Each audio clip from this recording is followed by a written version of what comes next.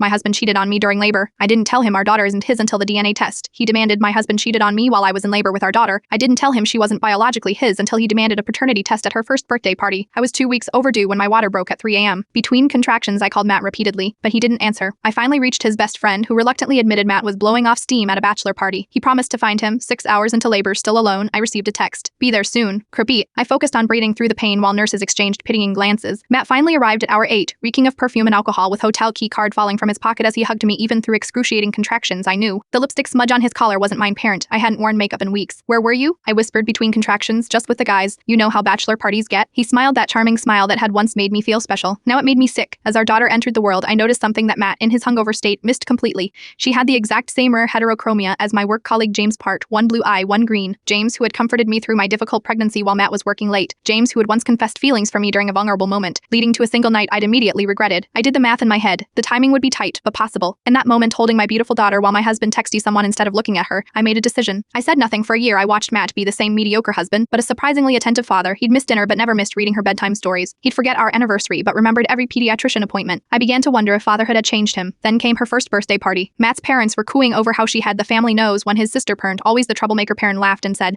"But where did those amazing different colored eyes come from? No one in our family has that." I saw something shift in Matt's expression. That night after guests left, he confronted me. "Whose kid is she?" He demanded, phone in hand, showing a Google search for heterochromia genetics. "Yours," I replied automatically. "You are her father?" "That's not what I asked," he said coldly. "I want a paternity test." 2 weeks later, we sat in a sterile office as the doctor confirmed what I already knew. Matt wasn't her biological father, he exploded, calling me every horrible name while threatening to leave us both with nothing. Then came the final blow. I want a divorce and I'm not paying child support for someone else's kid. I slid a folder across the table. That's funny because I wasn't planning to ask for any. Inside was evidence of his affairs, not just the one during labor but 6 others throughout our marriage, including with my former bridesmaid bank statements showing the apartment he'd been renting for these meetings, pride messages with his friends joking about his delivery day quickie. "I filed for divorce last week," I said calmly, "but here is what you should know. James Pert, her biological father, Pert, has already signed papers acknowledging paternity. He's also asked me to marry him." Matt stared at me speechless for once. "You cheated on me while I was bringing life into this world," I continued, "but your betrayal gave me clarity. I've loved someone else for a long time but was too loyal to admit it, so thank you for demanding this test." I left him sitting there, drove to James' house, and walked into the arms of a man who had waited patiently for us both. Sometimes the most painful truths lead to the most honest beginnings, and sometimes what looks like betrayal is actually the universe course